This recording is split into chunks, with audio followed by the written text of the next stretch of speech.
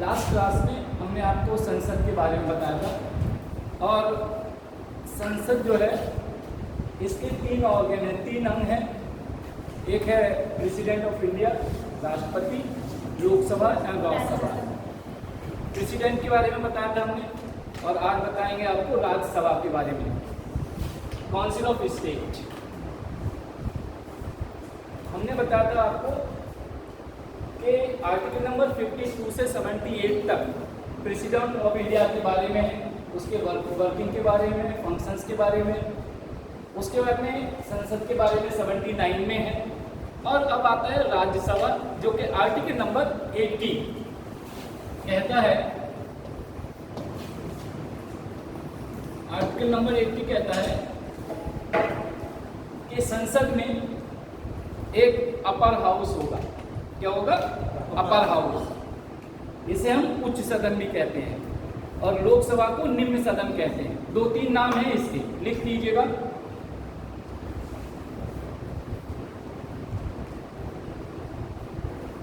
Question ये होता है कि इसका ऑर्गेनाइजेशन क्या है। इसका ऑर्गेनाइजेशन मतलब रचना क्या है या संगठन कैसे बनता है इसका। इसकी रचना है, इसमें एट प्रेजेंट 245 मेंबर हैं। अभी कितने हैं? 245 और मैक्सिमम 250 तक हो सकते हैं। कितने हो सकते हैं? 250 हो सकते हैं। इन एक्चुअली पढ़ाएंगे लास्ट में कि इसका क्रिटिसिज्म बहुत हुआ है राज्यसभा का, कि राज्यसभा की आवश्यकता नहीं है। इसके बहुत पॉइंट है, बहुत एलाबोरेट वे में है ये।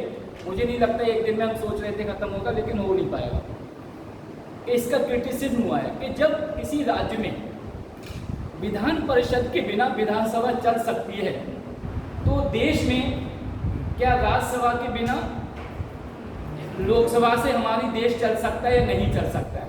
इसकी क्या आवश्यकता है, क्यों रखा गया है? ये क्वेश्चन, ये प्रश्न आपके माइंड में भी आना चाहिए कि राज्यसभा का औचित्य क्या है। अगर ये नहीं होगी तो क्या काम चलेगा या नहीं चलेगा?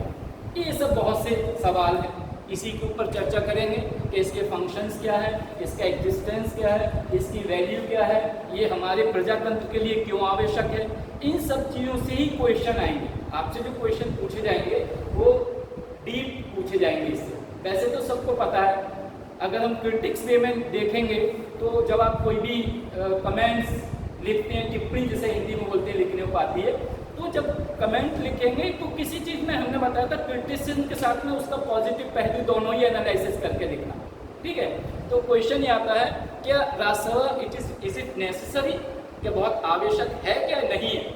लेकिन आपको दोनों जगह लगेगा कि ये आवश्यक है भी और नहीं भी है। हम शुरू करते हैं कि 250 जो सदस्य हैं, आपको बता दें, जो चुने जाते हैं 238 मेंबर हम चुन सकते हैं, जो कि आज की डेट में 233 हमारे पास है। अभी कितने हैं राज्यसभा की स्ट्रेंथ? 233 at present. ये सभी सेम वे में अप्रत्यक्ष इनडायरेक्ट रूप से चुने जाते हैं। किससे चुने जाते हैं? इनडायरेक्ट रूप से, अप्रत्यक्ष रूप से चुने जाते हैं। इसका मतलब ये है कि राज्यसभा के जो सदस्य हैं वो प्रत्येक प्रदेश के प्रतिनिधि हैं। कितने हैं? प्रत्येक प्रदेश के प्रतिनिधि हैं। यदि कोई संशोधन किया जाएगा, इसके बारे में बताएंगे, तो अगर लगता है उस प्रदेश के प्रतिनिधि को कि अगर ये संशोधन हमारे राज्य के हित में है तब तो सही है, नहीं तो वो उसके विपक्ष में, मतलब उसके अगेंस्ट में जा सकता है, बोल सकता है, प्रश्न रेज कर सकता है, पूरक प्रश्न पूछ सकता है और बहुत से प्रोटेस्ट और बहुत कुछ कर सकता है। ये सब चीजें हैं। अब सवाल ये होता है, हाँ बोलिए।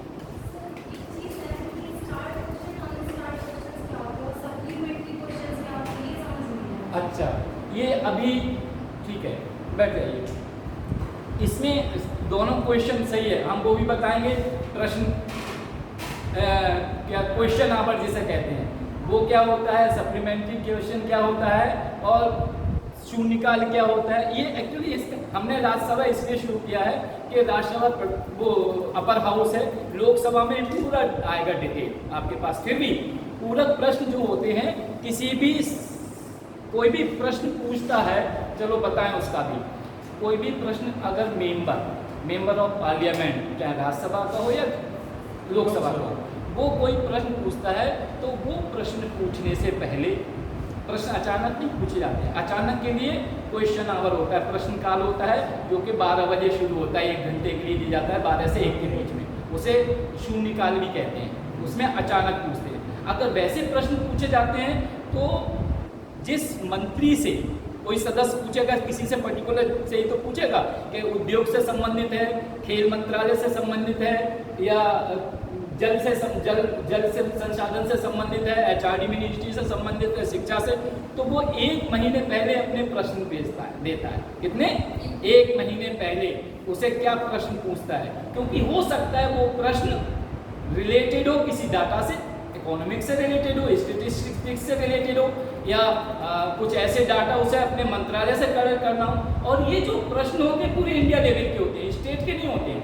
तो उसे तमिलनाडु से भी प्रश्न मतलब डाटा लेना पड़ेगा, महाराष्ट्र से भी डाटा लेना पड़ेगा, जम्मू कश्मीर से भी लेना पड़ेगा, मेघालय से भी। इन डाटा कलेक्शन में टाइम लगता है, इसलिए 1 मंथ है। ये कि मैं लॉजिक बता रहा हूँ क्यों है 1 मंथ। अच्छा, अगर मान लो किसी ने प्रश्न किया, उसका जवाब संतुष्टिपूर्वक नहीं रहा, तब वही मेंबर जो सवाल दोबारा पूछता है उसे पूरक प्रश्न कहते हैं, सप्लीमेंट्री क्वेश्चन। समझ में आया?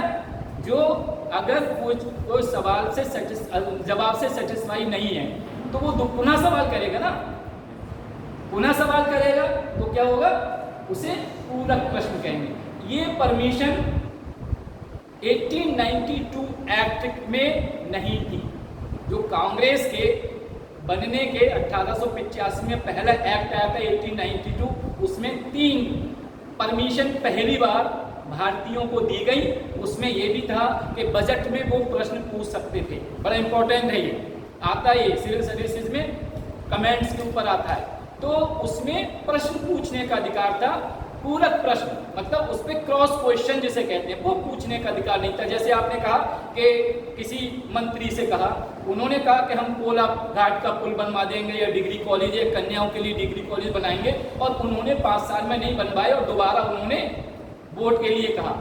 तो आप प्रश्न कहा किया आपने, उन्होंने कहा हम बनवाएंगे, तो आप, या फिर कोला घाट के लिए 2 करोड़ रुपए मंजूर हुए लेकिन अधूरा रहा, फिर आप क्वेश्चन क्या पूरक प्रश्न दोबारा पूछ सकते हैं उनसे दोबारा। जैसे हम दोबारा क्वेश्चन कोई पूछते हैं तो पूरक प्रश्न कहलाता है। समझ में आया? तो ये क्वेश्चन जो था कि क्या राज्यसभा के बारे में, तो उन्होंने क्या कहा कि 233 सदस्य अभी हमारे यहाँ पे हैं और 12 सदस्य वो होते हैं जो विभिन्न क्षेत्रों में, चाहे विज्ञान से संबंधित हो, शिक्षा से संबंधित हो, कला से संबंधित हो या संस्कृति से संबंधित हो, और जो लोग जिन्होंने देश के लिए स्पेशली विशेष रूप से कुछ किया है या किसी क्षेत्र में विशेषज्ञ हैं, जैसे साइंटिस्ट हैं, DRDO के हैं, या कई बार आपने देखा होगा अभी सचिन तेंदुलकर हैं, स्पोर्ट्स के हैं, he was Rajya Sabha member, Jaya Bhaduri भी रह चुकी हैं, बहुत मेंबर मतलब बॉलीवुड के हैं, PT उषा भी रही है जिन्होंने 1982 में गोल्ड जीता था, है ना। PT उषा ने किस में जीता था मालूम है? किसमें? बैडमिंटन में, क्रिकेट में है? किसने बोला? एथलेटिक्स में कितना क्या था स्कोर मालूम है? कितना था रिकॉर्ड? बताइए। 9.82 सेकेंड। अंतर नहीं, मैं पूरा बता रहा हूँ, आपने चूंकि पूछा तो इसलिए। मैं GS के क्वेश्चन है ये सब, फिर भी नो प्रॉब्लम है, थोड़ी GS भी जानता ही हूँ। तो ये 98, तो इन्हें बनाया तो वो फील्ड में है, लेकिन कई क्वेश्चन अराइज होते हैं। इसमें एक सबसे बड़ा प्रश्न ये है कि ऐसे में जो सत्ताधारी दल है वो अपने हिसाब से उनका चयन करते हैं, ये इसका ड्रॉबैक है। ये भी बताएंगे 2003 में किस तरह से ये कुछ परिवर्तन हुए थे। तो संरचना में 12 मेंबर होते हैं, लेकिन 2 चीज़ें, आयरिश जिसे इंग्लिश में आयरलैंड भी कहते हैं, आयरिश के संविधान से लिए गए हैं। कहाँ से लिए गए हैं? आयरिश या आयरलैंड के संविधान, दोनों इसलिए बता रहे हैं कि हिंदी में अगर कोई क्वेश्चन है तो हिंदी में पढ़ लेना, इंग्लिश में तो इंग्लिश में, और दोनों में है तो देख लेना। आयरिश समझ में नहीं आए, आयरलैंड लिखा हो तो कंफ्यूज मत होना, ठीक है।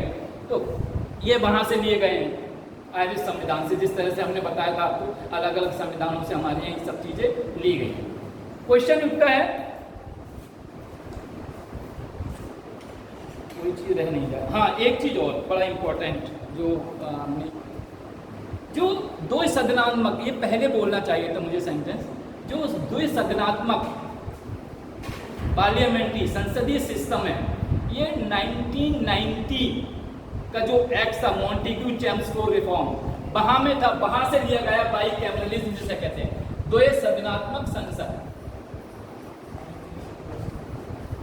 इसे इंग्लिश में बाइकैमरलिज्म कहते हैं, ठीक है, बाइकैमरलिज्म। ये 1990 का जो एक्ट था, जिसे क्या कहते हैं, सॉरी 1990 का एक्ट जिसे कहते हैं Montague Chelmsford reforms, CHALMS reforms. इनमें यहां से शुरू हुआ ये द्विसदनात्मक संसद। पूछ लीजिए, द्विसदनात्मक संसद मॉन्टेग्यू चेम्सफोर्ड रिफॉर्म्स एक प्लस 1935 का जो ब्रिटिश एक्ट था उसमें भी था, 1935 के एक्ट में भी था।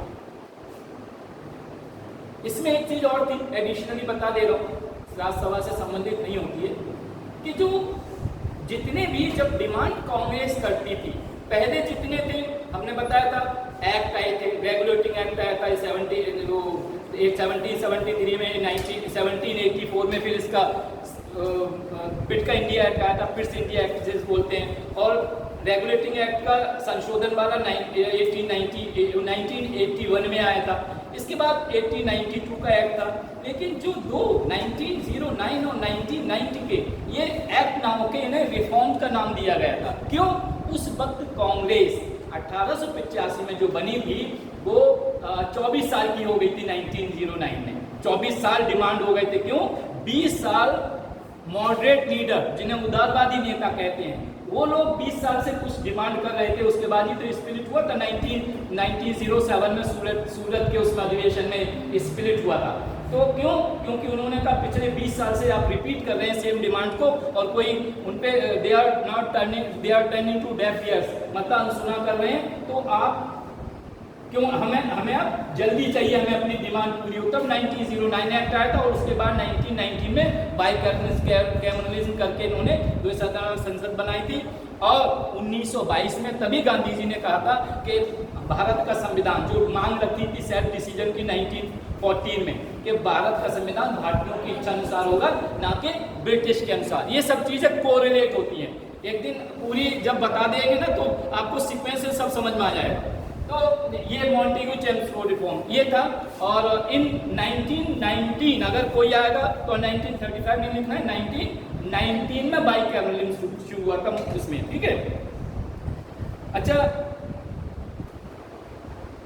एक चीज और हमने क्या किया है, जो राज्यसभा है इसके लिए ब्रिटिश में बोलते हैं हाउस ऑफ लॉर्ड्स, अमेरिका में क्या बोलते हैं,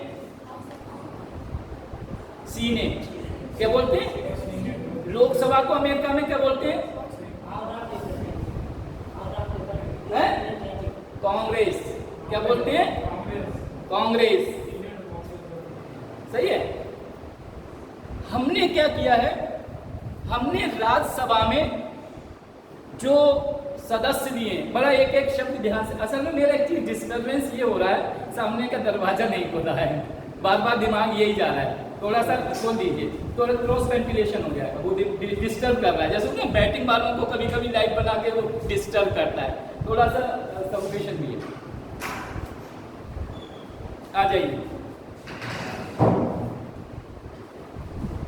हमारे यहाँ पे राज्यसभा में राज्यों के प्रतिनिधि हैं, जिससे वो अपनी बात रख सके, एक चीज।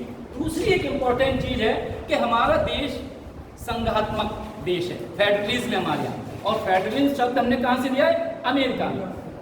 एक्चुअली बड़ा ध्यान से सुनिएगा, एक्चुअली फेडरलिज्म का मतलब होता है कि प्रत्येक राज्य को बराबर का हिस्सा मिले केंद्र में, ठीक। इसीलिए अमेरिका में वहाँ की सीनेट में प्रत्येक राज्य से 2-2 सदस्य चुने जाते हैं और वो सीनेट में जाते हैं। वहाँ पे 50 राज्य हैं और हर राज्य से 2 सदस्य का मतलब वहाँ की सीनेट में 100 कैंडिडेट हैं। हमारे यहाँ पे 250 हैं, ठीक है, 100 कैंडिडेट हैं। और ये 50 राज्य, एडिशनल इंफॉर्मेशन सब लोगों को पता है, फिर भी मैं रिपीट करूँगा कि अमेरिका के झंडे के ऊपर 50 स्टार्स हैं जो कि प्रत्येक उस यूनियन के, उस फेडरल के हर एक स्टेट को रिप्रेजेंट करते हैं कि हमारे यहाँ पर 50 राज्य हैं। समझ में आया? ये चीज़ें हैं। अब ये कैसे सेलेक्ट होते हैं हमारे यहाँ पर, मुझे नहीं पता आपने किसी किताब में पढ़ा नहीं पढ़ा, हो सकता है पीजे वाले। हमारे यहाँ पे एक नियम है कि प्रत्येक राज्य में 50 लाख की जनसंख्या तक, मैं स्लो मोशन में इसलिए बोल रहा हूँ दिमाग में बैठे, 50 लाख की जनसंख्या तक 10-10 लाख पर एक राज्यसभा का मेंबर चुना जाता है। आगे 20-20 हजार की, 20-20 लाख की जनसंख्या पर एक सदस्य चुना जाता है। Got it? जितनी जनसंख्या है, इसे दूसरी तरह से पढ़ लो कि हर एक 10 लाख की जनसंख्या तक 50 लाख तक प्रत्येक मेंबर होगा, मतलब 5 तो कंपलसरी हो गए जहां की जनसंख्या ज़्यादा है। बाकी नेक्स्ट पे 20 लाख, ये बाइफर्केशन किया है। इसीलिए राज्यसभा में उत्तर प्रदेश के 31 मेंबर हैं। कितने? क्योंकि सबसे ज़्यादा पॉपुलेशन में, एरिया में तो नहीं है, एरिया में कौन सा है? राजस्थान। क्यों? यहाँ पे डेंस पॉपुलेशन है, यहाँ पर डेंस है बहुत ज्यादा, जिसे घनी आबादी है, राजस्थान में नहीं है। तो पहली जनसंख्या 50 लाख तक 10-10 लाख पर एक, बाकी तो टोटल मिला के हमारे यहाँ 31 मेंबर है। दूसरा पॉपुलेशन में बिहार है जहाँ 18 मेंबर है, अलग अलग जगह के हैं। इसमें एक चीज और इम्पोर्टेंट है, हमारे यहाँ पे केंद्र शासित कितने प्रदेश हैं? 8। इन 8 में अब हम कहें कि क्या सभी केंद्र शासित प्रदेशों के रिप्रेजेंटेटिव हैं? नहीं, केवल 3 प्रदेशों के, दिल्ली, पौंडीचेरी, ये तो सबको पता था, हम ही बता चुके हैं, तीसरा बताइए ना, जम्मू एंड कश्मीर। इन 3 राज्यों के प्रतिनिधि राज्यसभा में हैं। बाकी 5 जो हैं, अंडमान निकोबार, दादर नगर हवेली, चंडीगढ़ और लक्षद्वीप, एक और वो तो बता दिया, बताओ।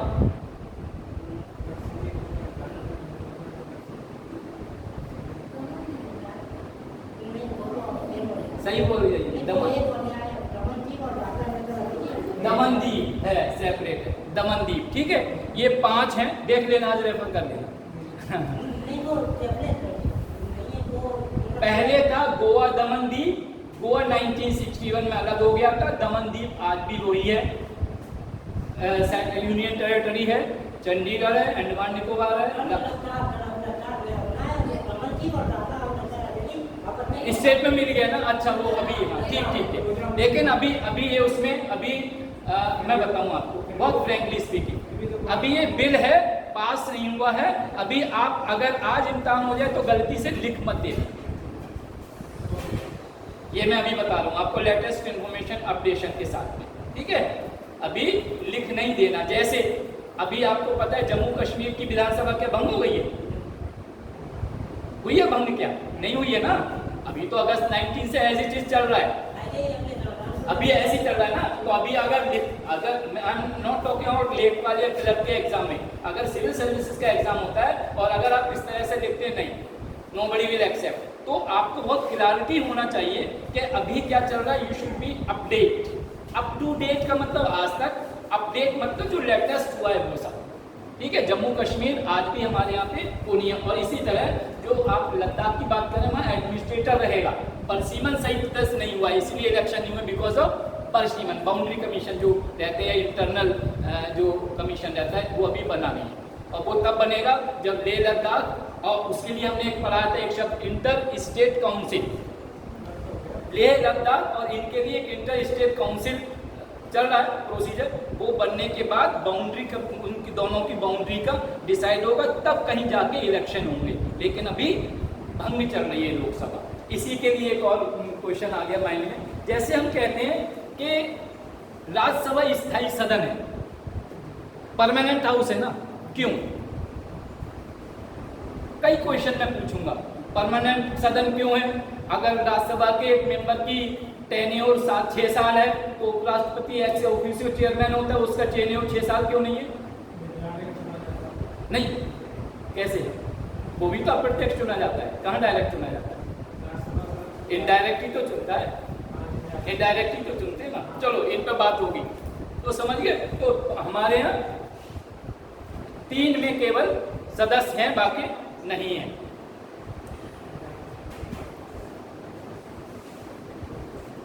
इसमें 2 ड्रॉबैक, बहुत इंपॉर्टेंट ड्रॉबैक थे, पता नहीं क्या पढ़ा दिया। एक मूल संविधान में एक नियम था कि जो जिस राज्य का मेंबर है वहीं से राज्यसभा का सदस्य हो सकता है, ओरिजिनल कॉन्स्टिट्यूशन था। लेकिन वर्ष 2003 में कब एक नियम बना कि चूंकि राज्यसभा पूरे देश को रिप्रेजेंट करती है, इसीलिए राज्यसभा के मेंबर के लिए किसी भी राज्य से जा सकता है। कब आया था? 2003 में। समझ में आया ये? कि पहले क्या था ओरिजिनल कॉन्स्टिट्यूशन में कि राज्यसभा का मेंबर उसी राज्य से हो। इसीलिए मनमोहन सिंह, डॉक्टर मनमोहन सिंह जो प्रधानमंत्री 2004 में और 2009 में बने थे, वो कहां से थे राज्यसभा मेंबर? आसाम से। आसाम से 2 बार थे। ये प्रॉब्लम हमने बताई स्टेट लेवल पे भी आती है, जैसे 6 प्रदेशों में विधान परिषद है, बाकी सब में नहीं है। तो जहां पिछला इलेक्शन मोदी योगी जी लड़े थे क्या? नहीं लड़े थे ना। कहां से लड़े थे पिछला इलेक्शन? इस बार तो, इस पिछले का मतलब लास्ट माना नहीं, ये तो गोरखपुर से, उससे पहले कहीं से नहीं लड़े। तो मुख्यमंत्री कैसे बने? विधान परिषद से, जहां पर 2 सदन हैं जिसे लेजिस्लेचर कहते हैं। वहां पर एमएलसी जो बनते हैं वो भी मुख्यमंत्री बन सकते हैं, जिस प्रकार राज्यसभा के मेंबर प्रधानमंत्री बन सकते हैं। हाँ, जितेंद्र प्रसाद एमएलसी बने हुए हैं। तो इसी तरह यही प्रॉब्लम ममता बनर्जी के सामने आई थी, क्योंकि वहां विधान परिषद नहीं है और वो इलेक्शन हार चुकी थी।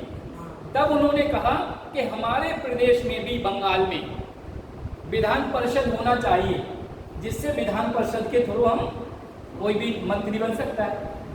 और इसकी ड्रॉबैक जब पढ़ाएंगे तब बताएंगे कि ये तो भ्रष्टाचार का एक जरिया बन गया है। कोई भी आदमी पैसा दे के विधान परिषद और उसमें चला जाएगा।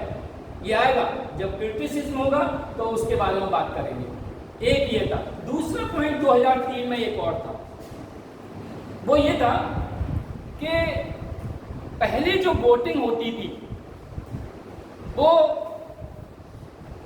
अप्रत्यक्ष तो थी, लेकिन सीक्रेट बैलेट के द्वारा थी, सीक्रेट बैलेट के द्वारा थी। लेकिन 2003 में ये नियम बना, उसमें क्या था, क्रॉस वोटिंग की। जैसे अभी भी आपने पढ़ा होगा, जो 18 तारीख को इलेक्शन हुआ, क्रॉस वोटिंग हुई, उसमें हुई थी नहीं हुई? तो उस समय सीक्रेट बैलेट में यू आर नॉट अवेयर कि मैं किसे वोट डालता हूँ, आपको नहीं पता। तो 2003 में ये नियम बना कि नहीं, अब खुल के वोटिंग होगी सामने राज्यसभा में। क्यों? उसमें क्या होता था कि राज्यसभा में देखकर 4 साल पूरे हो गए हैं, ये एंटी इनकम्बेंसी फैक्टर एक शब्द होता है, जानते हैं आप? एंटी इनकम्बेंसी फैक्टर बड़ा इंपॉर्टेंट शब्द है। एंटी इनकम्बेंसी फैक्टर ये होता है कि जो सरकार 5 साल चाहे केंद्र की हो या राज्य की हो कार्य कर रही है, उसके खिलाफ मतदाता चले जाते हैं उसकी नीतियों के कारण, तो उस सरकार की खराब नीतियों के कारण जो वोट पड़ते हैं उसे कहते हैं एंटी इनकम्बेंसी फैक्टर। समझ गए? मतलब हाँ, यदि कोई सत्तारूढ़ हिंदी हम तो कंफ्यूज रहते हैं हम किसमें बोले।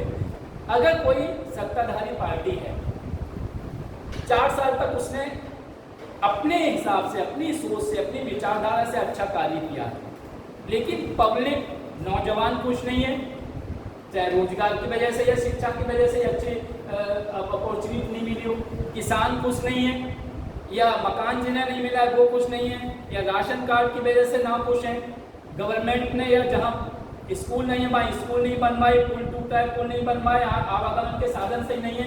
ऐसे में सरकार ने जो कार्य किए अपने कैपेबिलिटी के हिसाब से सही किए, लेकिन पब्लिक नाराज है, तो जो वोट पड़ता है सरकार की नीतियों के खिलाफ, तो ये एहसास पहले ही हो जाता है, ये पहले ही लगता है कि हाँ हमारे खिलाफ, या रुझान क्या चल रहा है, रुझान तो ऐसे ही बताते हैं, तो उसे कहते हैं, उस सरकार के खिलाफ जो वोट पड़ता है उसे कहते हैं एंटी इनकम्बेंसी फैक्टर। ठीक है, तो एंटी इनकम्बेंसी फैक्टर। अब इसमें क्या हुआ राज्यसभा में, अगेन बैक, कि जब खुल के मतदान शुरू हुआ 2003 में, इसमें क्या होता है, आदमी फिर खुल के भ्रष्टाचार करता है, इसमें खरीद फरोख्त शुरू हो गई, इसमें खरीद फरोख्त, चाहे वो एमएलसी का इलेक्शन हो या राज्यसभा का। जैसे अभी बहुत सी ऐसी पार्टियां जिन्हें लग रहा है, बोले तो हमारी पार्टी में आ जाओ, तुम्हें मंत्री बना देंगे, इतना पैसा भी देंगे, इतना ये करेंगे, तो भ्रष्टाचार के चांस ज़्यादा हैं। Actually coming to emotional feeling कि हमारे देश के नेताओं ने, जिन्होंने हमारे देश को आज़ाद कराया, उन्होंने कभी यही नहीं सोचा था कि हमारे देश में, हमारे देश की जनता को ही लोग ठग के खाएंगे, या हमारे यहाँ पे झूठ बोल के अपनी तिजोरी भरेंगे और जो पब्लिक का काम नहीं करेंगे। प्रजातंत्र का मतलब यही है। लेकिन अभी क्या है, प्रजा ने अपनी सरकार चुनी। जैसे हम कभी कभी कहते हैं कि जब अच्छा घर का कोई समझदार व्यक्ति होता है, वही कपड़े खरीदने जाता है, सबसे समझदार व्यक्ति सोना चांदी खरीदता है, सबसे समझदार व्यक्ति फंक्शन में, शादी में लड़के लड़की की किसी की हो, सबसे ज़्यादा समझदार व्यक्ति जाता है, लेकिन फिर भी ठग के आ जाता है। लेकिन चलो हम उसकी बात नहीं कर रहे हैं। तो जब सबसे ब्रिलियंट व्यक्ति, जिसमें फील्ड में एक्सपर्ट होता है, खाने पकाने को या कोई इंतजाम करना है, बैंकर टाल कर, वो सबसे अच्छा जाता है। तो जब हम 5 साल को अपनी जिंदगी किसी के हाथ में कर रहे हैं, चाहे वो केंद्र की सरकार हो या राज्य सरकार हो, तो उस टाइम हम धर्म, जाति या अपनी क्षेत्रीयता पे आ जाते हैं। उस वक्त हम अच्छा कैंडिडेट क्यों नहीं चुनते? ये कहीं ना कहीं प्रश्न चिन्ह हमारे ऊपर है। प्रजातंत्र में सरकार को दोष देना मैं इसके सही नहीं समझता। सरकार को दोष देना, मैं किसी सरकार को दोष देना नहीं समझता। क्यों? चुना तो आपने है, आपने अपने क्षेत्र से जैसा विधायक चुना वो गया, जैसा आपने एमपी चुना वो मंत्री बना नहीं बना हो जाने। तो ये तो आपके ऊपर निर्भर करता है। तो ये जो भ्रष्टाचार, आज आपने चुना किसी पर्टिकुलर पार्टी के कैंडिडेट को, वो वहां जाके दूसरी पार्टी में चला गया, आपकी विचारधारा कहाँ रही? वर्कर आपस में लड़ रहे हैं, जो उनके पार्टी के कार्यकर्ता आपस में लड़ रहे हैं। तब तो उन्होंने नहीं सोचा था कि अरे हमने तो इस पार्टी को एक्स को वोट दिया, हम तो एक्स के एडवोकेट। भाई एक्चुअली ये होता था पहले कि जो जिस विचारधारा का होता था उस पार्टी में जाता था। आजकल विचारधारा ताक पे रख दिए, बाकी सब फैक्टर्स काम कर रहे हैं। Not going to political matters, लेकिन सच्चाई यही है। But you should be aware, आपको जानना चाहिए, because you are all voters. ठीक है, तो 2 चीजें थी। लेकिन अब आता है क्वेश्चन कि इसकी बेसिक क्वालिफिकेशन क्या है, इसके राज्यसभा का मेंबर बनने के लिए क्वालिफिकेशन। अभी तो हमने वोटिंग की बात की, ऑर्गेनाइजेशन की बात की, लेकिन क्या है, एक तो भारत का नागरिक होना ही चाहिए, इसमें कोई डाउट ही नहीं। दूसरा, कितनी एज होना चाहिए? 30 वर्ष। इसलिए हमें रखा गया है। बोले आप जाओ, लड़कों को सही पता नहीं है, अभी कंफ्यूज कर रहे हैं। कितना है? 30 वर्ष की। वो आप प्रेसिडेंट की बता दें। 30 वर्ष की आयु होना चाहिए। किसी भी लाभ के पद पर नाम हो, इसका पॉइंट बताऊंगा, ये पॉइंट नोट करिएगा, किसी भी लाभ के पद पर ना हो। अब सवाल आएगा इसमें, सवाल अभी बता देते हैं साथ साथ। सवाल ये आएगा, अगर कोई पहले से राज्य में मंत्री है, राज्य में मंत्री है, और उसकी जगह हम किसी पर्टिकुलर किसी को खुश करने के लिए मंत्री बना रहे हैं और उसे हम राज्यसभा में भेजते हैं, समझ रहे हैं आप? उसे हम सोचे हम राज्यसभा में भेज दें, तो क्या मंत्री का पद, चूंकि पेंशन वो मिलती है, सैलरी मिलती है, फैसिलिटी मिलती है, तो क्या वो पद लाभ का पद कहलाएगा? नहीं। क्यों? सैलरी ले रहा है ना, आपने वेतन भत्ते लिखते हैं, क्यों नहीं कहलाएगा? तो क्या ये गवर्नमेंट सर्वेंट के लिए एप्लीकेबल है? जबकि आपको सैलरी भी मिल रही है, आपको जो बेनिफिट मिलते हैं वो भी मिलते हैं, डीए भी मिलता है, रिटायरमेंट के बाद पेंशन भी मिलती है, तो क्यों लाभ का पद नहीं कहलाता है? ये है प्रश्न, नहीं है ये, तो आपने खाली पढ़ लिया कि लाभ का पद ना हो, तो क्यों कहलाता है? आ रहा है सही है ना? इसके लिए बताएंगे पॉइंट, इसलिए ये बताने की जरूरत नहीं थी, ये पढ़ाने की, लेकिन ये चीजें समझाने की जरूरत है। क्यों नहीं कह रहा है? क्यों? जो नियम बनाए हैं उन्होंने अपने हिसाब से बनाए हैं, वो क्यों बताएंगे आगे। अगला पॉइंट है इसका कि विकृत मस्तिष्क का ना हो, जैसे होते हैं हाँ पागल, दिवालिया और बस हाँ दिमाग से कम, और पागल बहुत एक्सट्रीम हो गया, दिमाग, हाँ वो तो लिख दिया पहले ही पॉइंट था ना कि देशी नागरिकों। अगला है इसमें एक पॉइंट और है कि ये भी इंपॉर्टेंट है, जो मूल संविधान था उसमें ये योग्यताएं थी कि ये क्वालिफिकेशन लिखी थी कि ये योग्यताएं होना चाहिए। उसमें अगला पॉइंट है कि भारत की संसद जो भी नया कानून राज्यसभा के सदस्य को निर्धारित करती है, वो योग्यता भी उसमें होना चाहिए। ये इंपॉर्टेंट है। क्या है? ये भविष्य के लिए ये लिख दिया था पहले ही मूल संविधान में कि संसद भविष्य में होता नहीं सब, कि भविष्य में संसद जो भी नियम कानून बनाती है उसके अंतर्गत भी वो सभी योग्यताएं राज्यसभा मेंबर बनने के लिए होना चाहिए। चौथा पॉइंट, पांचवा पॉइंट है इसका, 5 हो गए थे, चलो नेक्स्ट।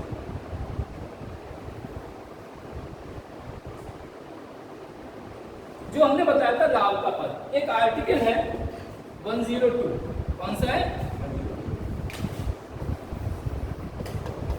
आर्टिकल 102 में स्पष्ट लिखा है कि किसी भी केंद्र या राज्य के मंत्री का पद या सदस्य का पद लाभ का पद नहीं माना जाएगा। क्या है? पद नहीं माना जाएगा, इसीलिए राज्यसभा का मेंबर बनने से उसे कोई रोक नहीं सकता। आप हमें बता देना कहीं डाउट हुआ करे, नहीं तो हमें ऐसा लगता है वन वे चल रहा है, हम ही पढ़ा रहे हैं, पता नहीं आपकी समझ। क्रॉस क्वेश्चन अच्छा लगता है जब क्रॉस क्वेश्चन कोई करता है।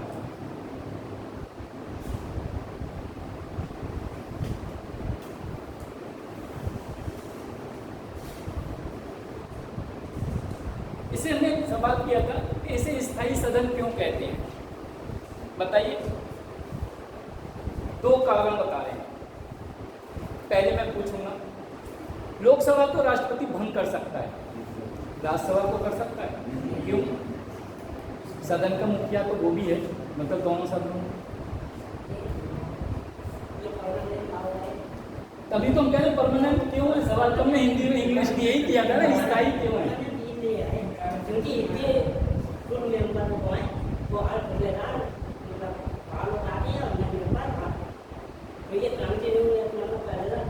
सही लॉजिक है कि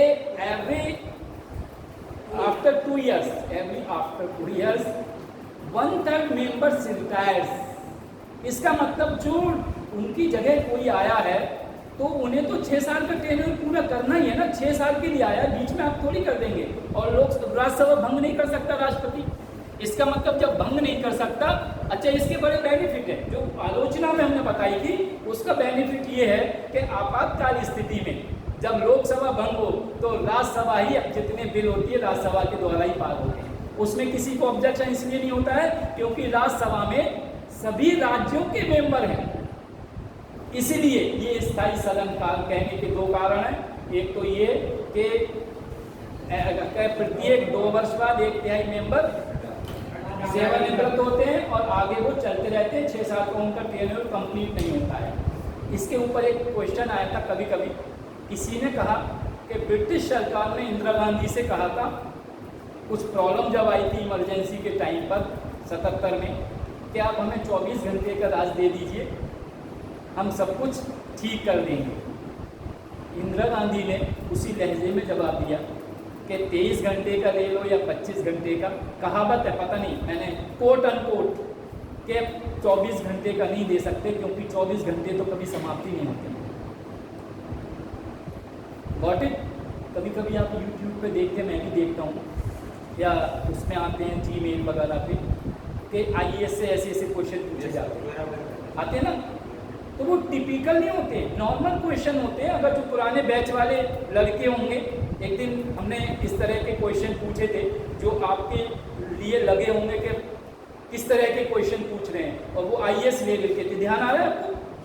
हैं, जिस दिन सब लड़के ही लड़के थे उस दिन, तो वो क्वेश्चन आपको सरप्राइज लगा उस दिन कि इस तरह का रिप्लाई है। क्यों? हमारी सोच एक तरफ मेल फीमेल में चली जाती है, हमारी सोच ना ब्रॉड और डेवलप नहीं हुई है जो हमें रेस्पॉन्स देना चाहिए। While we are going to handle whole district of any state, हमें वो सोच, हमें आइडियोलॉजी बदलने की आवश्यकता है कभी कभी। तो इस तरह के क्वेश्चन टिपिकल आते हैं जो पूछे जाएंगे, वो इसलिए पूछे जाते हैं, जैसे अभी आजकल मान लो हिंदू मुस्लिम के ऊपर पूछ रहे हैं, ज्ञान वापी के ऊपर, तो जो जिस उसका पर्टिकुलर रिलीजन का आदमी वो थोड़ी इरिटेट होगा।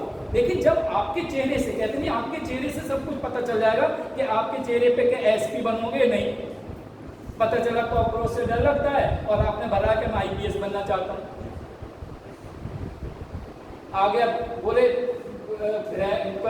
भिंड और मुरैना ग्वालियर का एरिया है, उसमें कहीं पोस्टिंग हो गई तो वहां तो किससे, फिर तो आज जो एक डायलॉग है ना कि हम तो इतनी गोलियां चला चुके हैं कि उसके खाली कारतूस बेच दोगे तो करोड़पति बन जाओगे,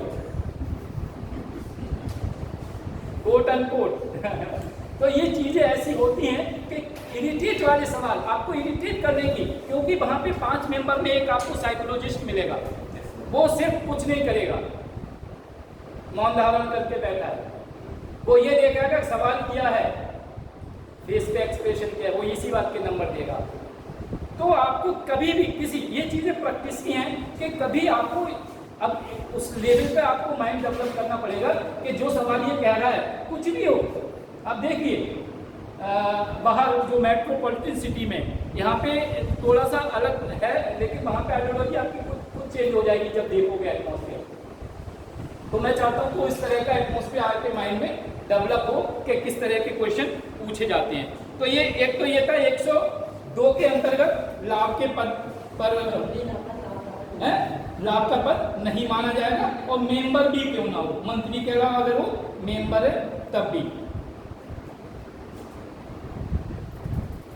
अगर मान लो एक क्वेश्चन उठ जाता है कि किसी मेंबर ने उसी सदन के जो राज्यसभा का सदस्य चुन के गया है उसके योग्यता पर प्रश्न उठा दिया, क्या उठ सकता है? जैसे किसी आपने कहा, हमने तो पागल बताया, आपने कहा मेंटल डिसऑर्डर, किसी ने उसका कह दिया साहब इन्होंने तो इलाज कराया था, हम MBBS का डॉक्टर दे रहे हैं, ये तो मेंटली उसके साइक्रेटिक की दवा ले रहे हैं।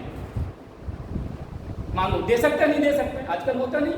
बोले बूथ कैप्चरिंग की खाली घूम का आ गए, बोले ये तो इन्फ्लुएंस करने गए थे, MLA MP का कोर्ट इसीलिए तो बना है, MLA MP और उसके लिए मुकदमा लड़ने के लिए अलग कोर्ट बनाया ना कि जल्दी जल्दी फास्ट ट्रैक में इसका हो। मान लो किसी ने राज्यसभा के मेंबर के ऊपर ऑब्जेक्शन लगा दिया कि ये तो मानसिक रूप से कमजोर है और ये राज्यसभा के मेंबर के लायक नहीं है, इसका फैसला कौन करेगा?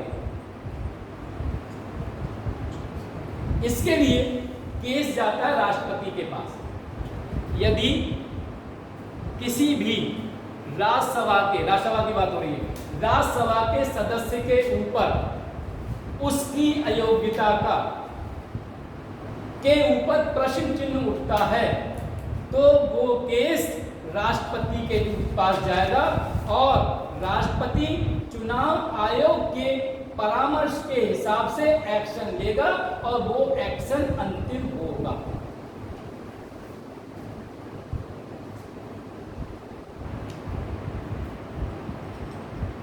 देखते नहीं रिकॉर्डिंग तो नहीं कर रहे रिकॉर्डिंग तो हुई नहीं।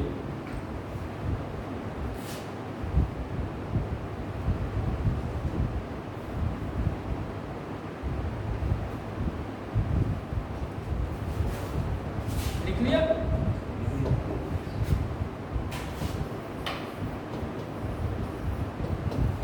अब है आर्टिकल 89(1), ये है ऑफिस बियरर्स ऑफ राज्यसभा के पदाधिकारी कौन कौन होते हैं। ये भी बड़ा टिपिकल है, मतलब टिपिकल नहीं कि जनरल तो आप सब जानते ही हैं कि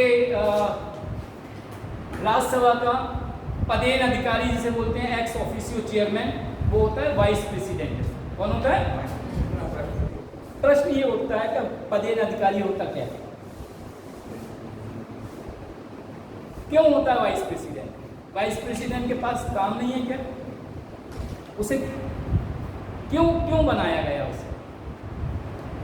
अगर है तो क्या ये तो उससे चुनकर नहीं आता है, जैसे दूसरे मेंबर होते हैं। एक आपको पता है सभा कौन कहलाता है? वो वाइस प्रेसिडेंट कौन कहलाता है? सभापति। क्या कहलाता है? सभापति। तो उसका डिप्टी जो होता है उपसभापति, वो कौन होता है? राज्यसभा का मेंबर होता है। तो राज्यसभा के मेंबर को सभापति क्यों नहीं बनाया? वो तो चुनकर आया, ही इज ऑथराइज्ड। आपने वाइस प्रेसिडेंट को बना दिया, क्यों?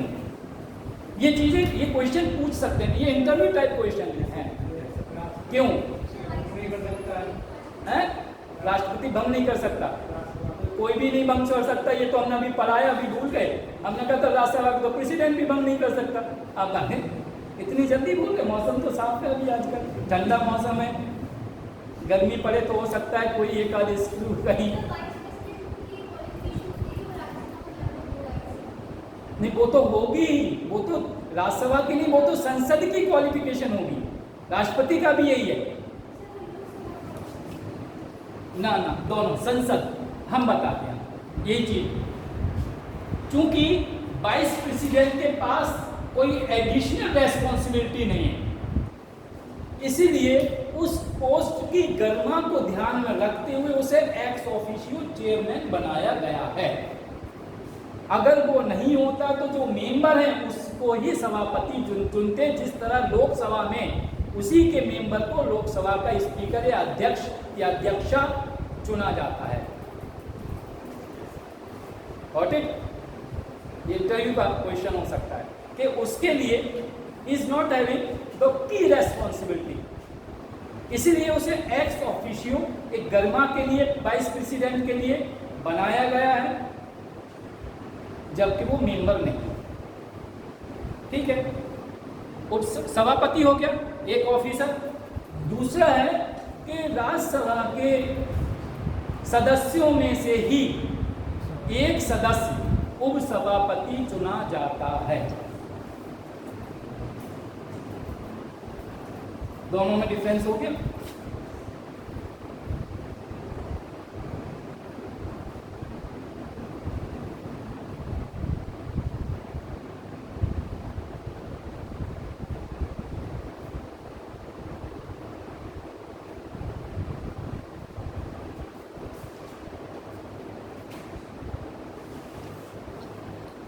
हो गया,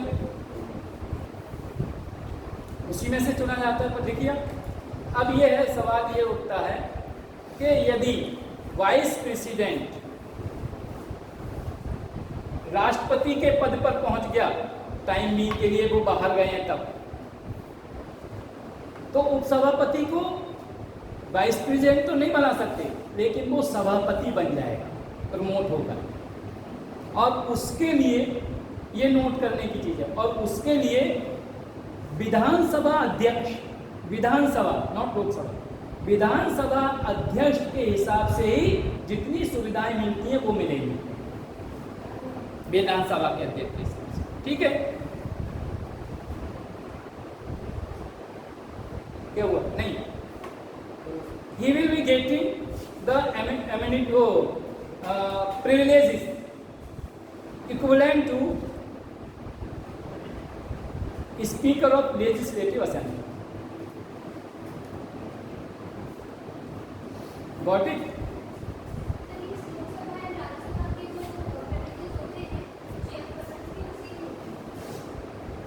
क्या ना, हमने विधानसभा कहा इसीलिए, स्टेट लेजिस्लेचर कहा, मैं इसीलिए बड़ा धीरे बोलता हूँ, मुझे मालूम है कंफ्यूज हो जाएगा, अब बल्कि इशारा भी किया विधानसभा, so you should not get confused, ठीक है।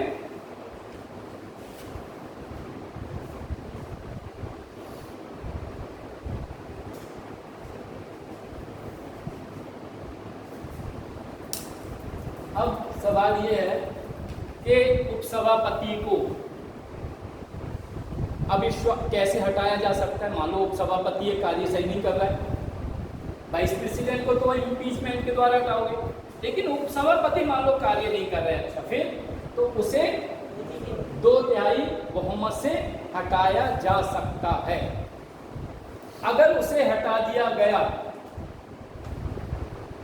कई हैं, या तो वो त्याग पत्र दे दे, 3 चीजें हैं, 3 चीजें देखो, या तो रेजिग्नेशन दे दे, रिजाइन कर दे, दूसरा ऐसे बहुमत से हटा दिया जाए, तीसरा एक और है, पहले मान लो वो उस लिस्ट में आ जाता है जो 1/3 सदस्य के रिटायरमेंट की लिस्ट में हो, तब ऐसे कंडीशन क्या होगी? ऐसे कंडीशन में राष्ट्रपति किसी भी राज्यसभा के मेंबर को अपॉइंट कर सकता है उपसभापति के, ठीक है। उस वक्त पावर किसके पास रहेगी? ये ऐसे ही क्वेश्चन आते हैं टिपिकल, जनरल नहीं आते, तो राष्ट्रपति के हाथ में पावर रहती है, वो किसी को भी उपसभापति के पद पर नियुक्त कर सकता है।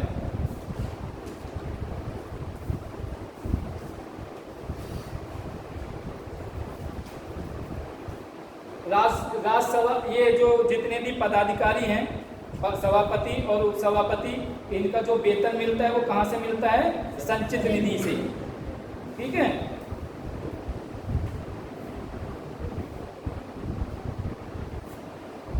अब क्वेश्चन ये उठता है कि इनका कार्य क्या है, सभापति का, उपसभापति का क्या करते हैं राज्यसभा में? यही तो प्रश्न है, क्यों जरूरत है इसकी? क्या करना? अगर लोकसभा से कोई बिल आता है उस पर चर्चा करना, डिस्कशन करना, और उसमें क्या क्या संशोधन हो सकते हैं वो करना, ठीक है। और राष्ट्रपति के इलेक्शन में भी पार्टिसिपेट करते, फंक्शन आएंगे, ये तो इसके इस फंक्शन आएंगे, तो स्पेशली क्या है इसका कि वाद विवाद या डिस्कशन या डिबेट या संशोधन, इन सब में पार्टिसिपेट करना, और यदि लोकसभा से कोई भी विधेयक, कोई भी बिल पारित हुआ है, उसमें किसी राज्य के लिए या वित्त के लिए, कोई वित्त के लिए तो 14 दिन के लिए ही है, और एक चीज़ हाँ और बता दें, जो साधारण बिल हैं उनके लिए, विधेयक हैं उनके लिए 6 महीने तक रोक सकती है राज्यसभा, जबकि वित्त विधेयक, मनी बिल को ओनली 14 डेज तक रोक सकती है। दोनों में अंतर क्या है ये, ठीक है। अब यहाँ पे एक और चीज़ है, ब्रिटेन में जो हाउस ऑफ लॉर्ड है वहाँ पर उसकी पावर ज़्यादा है, वो 1 महीने तक रोक सकती है। कितना? ब्रिटेन में लिखिए, House of Lords can hold the any bill for a month, while in India Rajya Sabha is having power to hold the bill, money bill for 14 days. इसका मतलब ये हुआ कि ब्रिटेन की जो अपर हाउस है वो यहाँ के अपर हाउस से ज़्यादा मजबूत है, स्ट्रॉन्ग है, ये स्ट्रॉन्ग है। इसकी ये दुर्बल स्थिति है, इसे कहते हैं निर्बलता। हमारी राज्यसभा की ये वीकनेस है। बताएंगे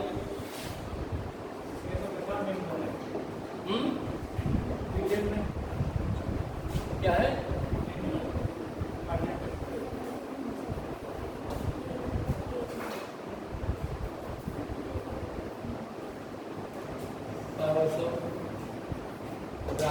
पढ़ा रहे हैं ना।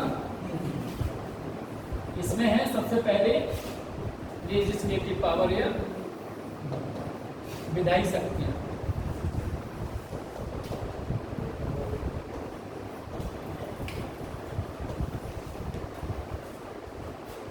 आपने पूछा उसके पास पावर्स, हमारे यहाँ पे वहाँ पे एक्चुअली क्या है ना, वहाँ की ब्रिटेन की संसद हमारे यहाँ की संसद से बहुत मजबूत है। यहाँ पर ऐसा नहीं है, हमारे यहाँ की इतनी मजबूत नहीं है जितनी वहाँ पे है। वहाँ पे मोनार्ची सिस्टम है, राजा का इतना बड़ा रोल नहीं रहता है, सम्राट का। लेकिन हमारे यहाँ राष्ट्रपति का बहुत बड़ा रोल रहता है। हमारे यहाँ क्योंकि राष्ट्रपति, अब वहाँ का क्यों नहीं, हमने पार्लियामेंट्री सिस्टम लिया है, प्रेसिडेंट सिस्टम वहाँ से थोड़ी लिया है, वो हमने लिया है अमेरिका से। इसीलिए हमारे यहाँ president is more stronger than emperor. वो स्ट्रॉन्गर है, इसलिए यहाँ पे ये वीक हो गया, वहाँ वो स्ट्रॉन्ग हो गया। Got it? कहीं ना कहीं तो वो है ना, ये भाई दोनों चीज़ें कह सकते हो। आप कहते हो जैसे हम कल, हमें ये देखना है कि कल एक बात हो रही थी प्रोफेसर से कि भाई किसी के 88% नंबर आए 10th में, तो हम ये नहीं देखते बच्चों को कितने नंबर आए, हम ये देखते कहाँ पे कम आए, किस चीज़ में हमारा बच्चा कमज़ोर है, कि वो सोशियोलॉजी का है या मैथमेटिक्स का है, फिजिक्स का है, केमिस्ट्री का, कि कौन सा चैप्टर उसे नहीं आ रहा है जिसमें उसके नंबर कम आए। वो अगर आपको स्ट्रॉन्ग कर लिया तो आप ऑलराउंडर बनते चले जाएंगे। जैसे वर्क करते हैं ना कि बॉलिंग के एक्शन पे कमी है या फील्डिंग में कमी है या हमारी टीम क्यों नहीं जीती पाई, वो के देखते हैं, इंडिविजुअल देखता है कि बॉलिंग एक्शन क्या है, बॉल कहाँ पकड़ रहे हो, या बैटिंग में देखते हैं कि बैट कहाँ पकड़ रहे हो। तो और डीप जाने के लिए हमें ये देखना है कि हमारी वीकनेस कहाँ है। तो वीकनेस हमारी इसमें राज्यसभा में अगर देखें तो यही है कि हमें 14 डेज दिए गए हैं, उनके लिए 1 मंथ है, उनके लिए ज़्यादा पावर है। और 14 डेज में भी अगर ये तो स्वीकार करना ना करना लोकसभा के ऊपर डिपेंड करता है। It is not necessary that whatever recommendations Rajya Sabha has made and they will agree, no, can not say, वो एग्री नहीं करेंगे, वो तो उनके ऊपर डिपेंड करता है। और कई बार हुआ है 1970, 1978 और 1989 में, तीनों बार ऐसा हुआ है। बताएंगे तीनों कोर्ट, ये 3 बार ऐसा हुआ है कि वो अस्वीकार कर दी थी रिकमेंडेशंस, और एक बार हुआ भी है रिकमेंडेशन भी स्वीकार कर दी। तो डिपेंड करता है। अब आपातकालीन स्थिति हो तो लोकसभा का नंबर ही नहीं आते, फिर तो what ever it is past, क्योंकि लेकिन उस पर उसके लिए यही है कि अगर मनी मिले तो उसे दोबारा पास करना पड़ेगा जब भी संसद बहाल होगी, लोकसभा बहाल होगी। इसकी चलिए वित्तीय शक्तियाँ, वो सॉरी विधायी शक्तियाँ।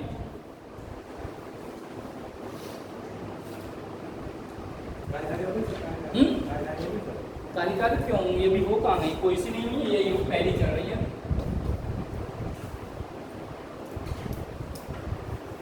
अगर हम 2 तरह के बिल होते हैं, पहले हम बिल की बात कर लें। एक होते हैं जनरल बिल या साधारण विधेयक जिसे कहते हैं, दूसरे होते हैं मनी बिल। अगर हम जनरल बिल की बात करें, बिल नॉट विल, विल वो भी होता है टर्म, बिल माने वसीयत करना, है ना, मालूम है, विल WILL होता है बिल। तो I am not talking will, I am talking bill. General bill में, साधारण विधेयक में लोकसभा और राज्यसभा एक दूसरे के कंधे से कंधा लगाकर खड़ी है। दोनों में जनरल बिल को पास होना जरूरी है। जितनी पावर्स इनके पास हैं उतनी संशोधन की पावर इनके पास भी है। ठीक है, जनरल बिल में 6 महीने का टाइम रहता है राज्यसभा के पास कि वो चाहे तो रिकमेंडेशन दे दे, क्योंकि ऐसा कभी कभी होता है। 6 महीने का टाइम क्यों दिया है, मनी बिल को 14 दिन का दिया है, वो इसलिए दिया है कि ये ज़रूरी नहीं है, तो वो ऐसी सभा नहीं है जो हमारे देश के रिप्रेजेंटेटिव ना हो। कभी कभी बहुत अच्छे, क्योंकि जीनियस लोग भी आते हैं ना उसमें, कुछ अच्छे सजेशन ऐसे दे देते हैं। पॉलिटिकल एक्सपर्ट है मान लो कोई, तो वो सजेशन देगा तो इतना टाइम मिल जाए कि वो दोबारा उससे बहुमत से पास करके उसको सब सेट कर दे। इसलिए उसे 6 महीने का टाइम दिया गया है राज्यसभा को वापस करने के लिए। एक तो ये पॉइंट है। लेकिन मनी बिल चूंकि इस आपने देखा ग्रांट्स इन ऐड होता है, या मनी बिल तभी होते हैं, तभी रखे जाते हैं लोकसभा में जब राष्ट्रपति की परमिशन ले लेते हैं। बताया था आपको ना, राष्ट्रपति की परमिशन मिल चुकी होती है, इसीलिए राज्यसभा को थोड़ा सा कम टाइम दिया गया है कि जब पहले से ही सब कुछ नेटलाइज हो चुका है, क्योंकि राष्ट्रपति का अपना सेक्रेटरिएट होता है, वो सब एक्सपर्ट होते हैं, फाइनेंस के रूप में हो या ऑडिटर जनरल होते हैं जो अपॉइंटमेंट करते हैं, उनसे सबसे, या शिक्षा के मामले में यूपीएससी के चेयरमैन हैं या सिविल सर्विसेज के मामले में अलग अलग वो एक्सपर्ट हैं, उनके पास तो सब चीज़ के एक्सपर्ट हैं, साइंटिस्ट भी और नहीं है तो बुला सकते हैं। तो जब मनी बिल आता है तो ये पता है कि बहुत छानबीन करके उसको विधेयक को उसमें लोकसभा में रखा गया है और राज्यसभा में फॉर्मेलिटी रह जाती है, ठीक है, इसलिए इस पर ज़्यादा ध्यान दिया गया है। तो मनी जनरल बिल के बारे में, मतलब सामान्य विधेयक के मामले में दोनों कंधे से कंधे लगा के खड़े हैं, लेकिन मनी बिल के धन विधेयक के मामले में राज्यसभा की स्थिति थोड़ी कमजोर है, जो हम पहले भी बता चुके हैं। एक तो ये पॉइंट्स हैं। दूसरा है, अब मान लो संशोधन पे, अब किसी ने कहा कि संशोधन राज्यसभा में होना चाहिए, मान लो सत्ताधारी पार्टी के कुछ सदस्य होंगे तो अपोज भी कर सकते हैं वो इस चीज़ों के लिए, तो ये भी समय दिया गया है उनके लिए कि आराम से वो डिस्कशन करते हैं जनरल बिल में, लेकिन मनी बिल में तो नहीं कर सकते। लेकिन आर्टिकल 108 नोट कर लीजिए,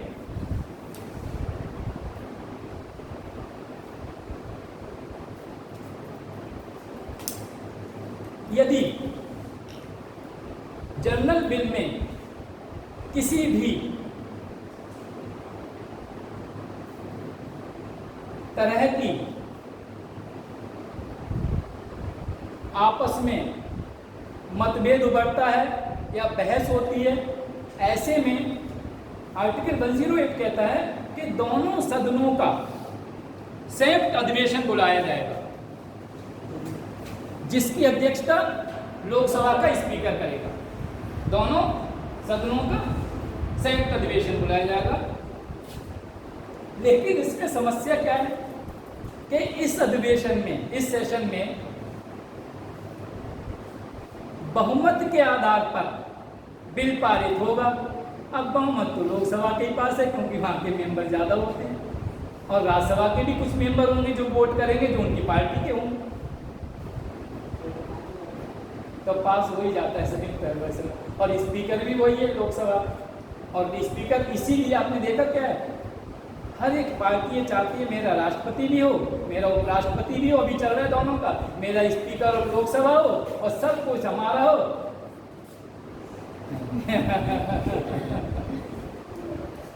कुछ चीज़ें हमारे ऊपर भी कुछ सीमाएं बांध दी गई हैं, लिमिटेशंस, अदरवाइज एक्सप्लेनेशन और अच्छा हो सकता था।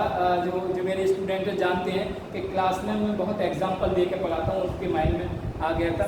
आज अगर पेपर देखोगी एमए का जो हुआ है फर्स्ट मीटिंग में, मेरे फर्स्ट ईयर का बच्चा उस पेपर को हवा की तरह उड़ा देगा। इस तरह का पेपर आज देखना पेपर मिलेगा। पॉलिटिकल साइंस का फर्स्ट ईयर का पेपर, कॉन्स्टिट्यूशन का जो आया है, emergency power of president of India, इस तरह के आए नॉर्मल क्वेश्चन, ये सब आप भी देखा करो। एक क्वेश्चन वो एक लड़का वो भी है जिसमें सिविल सर्विसेज की तैयारी कर रहे हैं, वो दिल्ली में आ जाए तब एमए फर्स्ट ईयर में, वो क्वेश्चन जुडिशियल रिव्यू से कनेक्टेड वो सब कई क्वेश्चन आए, आप लोग भी देख लिया करो। कभी कभी ये जो रिलेटेड है नहीं है, लेकिन उस तरह के क्वेश्चन आए तो सिविल सर्विसेज दिया ना वैसे। हाँ नहीं, वो क्वेश्चन पेपर एमए का भी उसी तरह का कोई प्रॉब्लम नहीं, ठीक है। अच्छा, दूसरा इसमें एक और दो पॉइंट है कि वीक कहाँ पे, नंबर 1 पॉइंट, राज्यसभा हमें कहाँ पे निर्बल या वीक नजर आती है, उसमें एक पॉइंट लिखिए, नंबर 1 पॉइंट,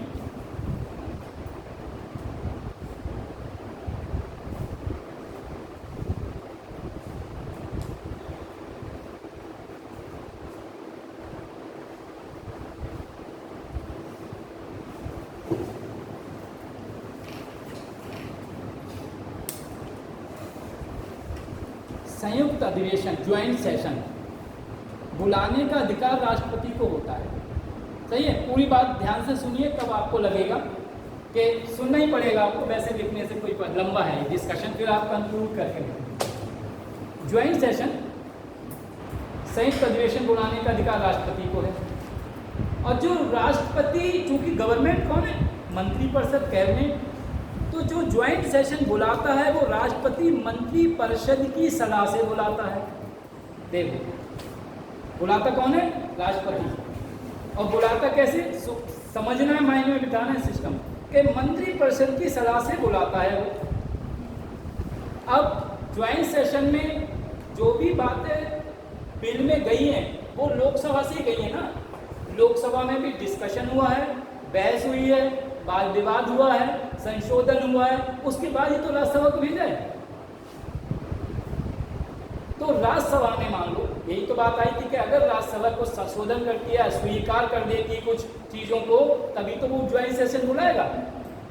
अब मंत्री परिषद या पर्टिकुलर मंत्री जिससे संबंधित है ज्वाइंट सेशन, ऐसा ही तो होगा ना, किसी पर्टिकुलर पर कोई इतने थोड़ी होंगे ज्वाइंट सेशन के, तो वो राष्ट्रपति उन मंत्रियों की, चूंकि गवर्नमेंट में राष्ट्रपति को कभी कभी लगता है ना डर इम्पीचमेंट का, महाभियोग का। देखिए है तो दोनों, जैसे अमेरिका में लाइसेंस की जरूरत नहीं है, यहाँ पे लाइसेंस के लिए परमिशन लेना पड़ती है, कोई भी वेपन के लिए। अमेरिका में नहीं लेना पड़ती है, पता है आपको? नहीं, अमेरिका में कोई परमिशन की ज़रूरत नहीं है। किसी दुकान से गाजर, भिंडी, मूली की तरह रिवॉल्वर खरीद लो, पिस्टल खरीद लो, कोई भी वेपन खरीद सकते हो। लेकिन ये पता है कि सबको ऑथराइज है ये, क्या पता किसके पास रखा हो, कोई नहीं पता, मेरे पास है उसके पास भी हो सकता है। तो इसलिए संसद में हमारे यहाँ पर लोकसभा और राष्ट्रपति का जो रिलेशन है कि वो हेड ऑफ द कंट्री हो, लेकिन इम्पीचमेंट के द्वारा हटा सकते हो, और कानून बना के राष्ट्रपति को और भी कुछ सुविधाएं कटो, वो लोकसभा राज्यसभा कर सकती है चाहे तो। बहुत से संशोधन ऐसे किए हैं, आपातकालीन स्थिति उसमें कर सकती है संशोधन। तो जो भी कार्य ज्वाइंट सेशन में राष्ट्रपति करता है वो मंत्री परिषद को ध्यान में रखते हुए ही करता है। इसलिए ये चांस ज़्यादा है कि जो बिल लोकसभा में पारित हुआ है वो लोकसभा के ही अनुसार उस पर बहुमत के हिसाब से पारित हो जाए।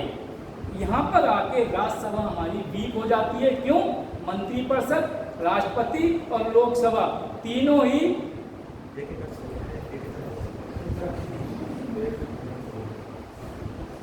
भड़का नहीं रहे लॉजिक है वैसे, इसमें फेवर करेंगे। अगर हमें डर नहीं होता तो हम ये कहते राष्ट्रपति कोई बन जाए, लोकसभा स्पीकर कोई बन जाए, प्रधानमंत्री कोई बन जाए, हम तो देश के नागरिक हैं, हम तो सेवा करें, करते रहेंगे। लेकिन हमें कहीं कहीं डर रहता ना कि हमने जो इस साल 5 साल घोटाले किए हैं, अगली सरकार आएगी तो सब खोल देगी, क्योंकि फायदे कहाँ ले जाओगे, सब पता चल जाता है। विदेशों से कहाँ क्या हो रहा है, क्या खरीदा है, कितना क्या है, सब पता चल जाएगा। तो इसलिए सोचते हैं कि जब तक हम जीवित हैं तब तक हमारी सरकार बनी रहे, बाद में तो सब क्षमा करेंगे। Got it? बता देना आप क्या गैस लाने वाले हैं आज। एक दूसरा पॉइंट है निर्भरता का, वो बता दिया वैसे कि दूसरा यही है कि लोकसभा की स्थिति मजबूत रहती है। इसलिए तो है, ये पॉइंट हम बता ही चुके थे पहले कि लोकसभा का बहुमत ज़्यादा होता है, बहुमत से होता है तो ये हो जाता है। दूसरा, उधर राष्ट्रपति, लोकसभा स्पीकर और मंत्रिमंडल तीनों चाहते हैं कि लोकसभा हमारा जो बिल हमने दिया विधेयक वो ही पास हो। इसके मैटर में लिखिए 1961 में क्या है, 1961 में दहेज निषेधक कानून 3 बार हुआ है अब तक, 3 बार ज्वाइंट सेशन हुआ है। वो है, बता देना पहले ये 19 है, हाँ, दहेज निषेधक कानून, डॉरी, एंटी डॉरी सिस्टम, सीधा लिखो, एंटी डॉरी सिस्टम, दहेज निरोधक कानून।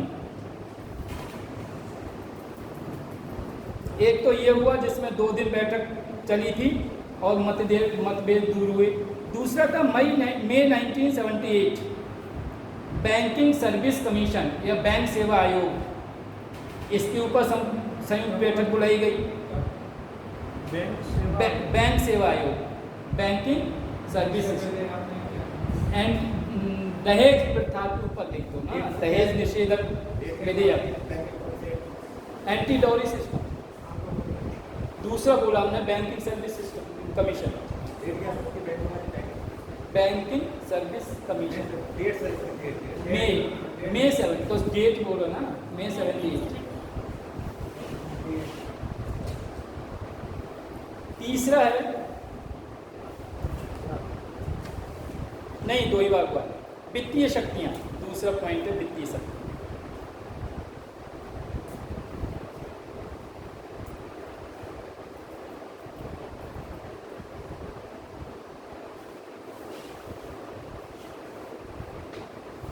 इसमें ज़्यादा बताने का नहीं है फाइनेंशियल मैटर्स में। इसमें इसकी शक्ति राज्यसभा की बड़ी लिमिटेड है। एक तो पॉइंट ये है कि जो भी मनी बिल, ये जनरल क्वेश्चन नहीं है, ये कभी कभी कंपटीशन में लोअर लेवल के कंपटीशन में बहुत आते हैं कि धन विधेयक केवल लोकसभा में ही पारित हो सकता है, ये आता है, ये नॉर्मल क्वेश्चन नहीं है हर एक पॉइंट की। तो एक तो ये है कि राज्यसभा में कोई भी, या ऐसा कह दो राज्यसभा में कोई भी धन विधेयक प्रस्ताव नहीं रखा जा सकता, इसका मतलब लोकसभा में रखा जा सकता है। दूसरा, अगर कोई संशोधन, यदि कोई संशोधन राज्यसभा मनी बिल में करती है तो ये लोकसभा के ऊपर डिपेंड करता है कि वो स्वीकार करे या ना करे। तीसरा पॉइंट है कि धन विधेयक को, मनी बिल को राज्यसभा अधिक से अधिक 14 दिन तक रोक सकती है, और यदि 14 दिन के बाद भी उस धन विधेयक को नहीं लौटाया गया तो धन विधेयक राज्यसभा में पारित माना जाएगा। ठीक है, यही कंडीशन है वित्तीय विधेयक की इसकी। दोनों धन विधेयक पारित हो गए तो राष्ट्रपति के मोहर से एक्ट बन जाएगा, अधिनियम बन जाएगा, वो कानून बन जाएगा। इसलिए तो निर्बल स्थिति बता रहे हैं। हाँ, इसीलिए आलोचना वालों ने कहा है कि राज्यसभा की जरूरत ही क्या है जब हमारी पावर से नहीं है। हाँ पूछिए। ये है, लेकिन क्या है, खाली उसके लिए नहीं धन विधेयक, बहुत सी चीजें हैं। जैसे उस राज्य के लिए, मान लो धन विधेयक की बात हो रही है, स्ट्रॉन्ग पॉइंट बताते हैं। धन विधेयक की बात हो रही है मणिपुर के लिए, धन विधेयक की बात हो रही है राष्ट्रपति के गांव झारखंड की। आज हम देख रहे थे यूट्यूब पे कि झारखंड में, वो सॉरी गाँव झारखंड की तो राज्यपाल थी, उड़ीसा की रहने वाली है। उस गांव में अभी तक ज़्यादा बिजली अभी आई है ना। अब मान लो राष्ट्रपति बनने के बाद हालात बदलने हैं, तो इसी तरह अगर कोई धन विधेयक पर्टिकुलर स्टेट के लिए, जैसे कोयले की कमी चल रही है, बीइंग सीरियस, रेलवे ट्रेन कई बंद हो गई थी कोयले की कमी की वजह से। मान लो झारखंड में झरिया है, झरिया होती है ना कोयले के खाने वगैरह, वहाँ का कोई एमपी है, राज्यसभा में कोई ऐसा धन विधेयक पारित होता है कि जैसे अभी आए के पर्टिकुलर जगह से ही आपको कोयला खरीदना है, तो वो चाहे एमपी वहाँ का राज्यसभा में अगर मेंबर है, उस विधेयक पर वाद विवाद खड़ा कर सकता है, बोले नहीं पहले झारखंड से खरीदिए तब विदेश से मंगाइए, क्यों, हमारी भारत की इकोनॉमी को बढ़ावा देना है। तो ऐसे टाइम पर मनी बिल थोड़ा सा सोचना पड़ेगा। या उत्तर प्रदेश के 31 विधायक, मान लो भले ही किसी पार्टी की हो,